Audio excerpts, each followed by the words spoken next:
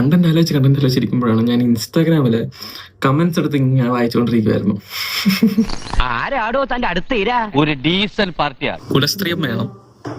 അടുത്ത കോളുമായിട്ട് വന്നേക്കുവന്നോ? പ്ലീസ് വെറുതെ എന്നെ മാറ്റിക്കരുത്. അവന്മാരോട് അറിഞ്ഞ ആകെ പ്രശ്നമാവും. തൊട്ടാ പൊള്ളുന്ന സബ്ജക്ട് തന്നെ ഇടാം. നോക്ക് എന്റെ ദൈവമേ, നല്ലൊരു ഇങ്ങനെ ഇരുന്ന കോച്ചിങ്ങനെ പാക്ക് പോലായി പോയി. സത്യം എന്താടാ പിന്നെ? അല്ല എന്തെങ്ങനെയൊക്കെ പറയണേ? പിന്നെ ഞാൻ എങ്ങനെയൊക്കെ പറയണം? അമ്മ ആക്ച്വലി ഈ ഡെഡിക്കേഷനെ പറ്റിയും പറയുന്നുണ്ടായല്ലോ. അപ്പം ഇവർ ഈ ബോഡി ഷേമിംഗ് എന്ന് പറഞ്ഞ അമ്മ ഇങ്ങനെ പറയുമ്പോഴത്തേക്ക് അമ്മയ്ക്ക് എന്താ ഫീൽ ചെയ്യുന്നത്? ആൺകുട്ടിയുടെ വേഷം ചെയ്യാൻ കുറച്ചൊന്ന് ലീൻ ആവണം. അപ്പൊ ആരും എന്നോട് ഈ പറഞ്ഞ പോലെ അങ്ങനെ ചോദിച്ചില്ല. ഈ സെയിം സാധനം ഞാൻ പ്രിയങ്കയോട് ചോദിച്ച പോലെ ആ ഡെഡിക്കേഷൻ ആയിരുന്നു. പക്ഷെ എന്റെ ഉള്ളിൽ അന്നത്തെ കാലത്ത് ഞാൻ നേരത്തെ പറഞ്ഞ ഡെപ്ത് ഞാൻ ചിന്തിച്ചിട്ടില്ല.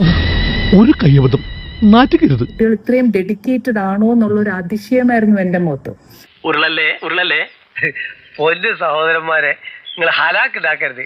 ഞാനൊരു ചെറിയ ജാടയിൽ അങ്ങനെ നിന്ന് പോവുകയാണ്. ഞാൻ വളർന്നതിന്റെ പ്രശ്നമായിരിക്കും, ഞാൻ കേൾവിയുടെ പ്രശ്നമായിരിക്കാം. പക്ഷേ എന്നാ പറ്റി, ക്ഷീണിച്ചു പോയോ എന്ന് നമ്മൾ ചോദിക്കുന്ന ഒരു നാട്ടു നടപ്പാണ്. നിന്നോടൊന്നും പറഞ്ഞിട്ട് കാര്യമില്ല. നോ ഇൻഫർമേഷൻ, വിവരമില്ല. എല്ലാരും ചോദിക്കുന്ന ഒരു സാധനം പോലായിപ്പോയി. എന്റെ അടുത്ത് എത്ര പേര് ചോദിച്ചിട്ടുണ്ട്. പറയുമ്പോ ഫീൽ ചെയ്യരുത്. നിങ്ങൾക്ക് ഈ പണി പറ്റിയതല്ല. നിങ്ങൾക്ക് ആ പഴയ പണിയാണ് നല്ലത് കേട്ടോ.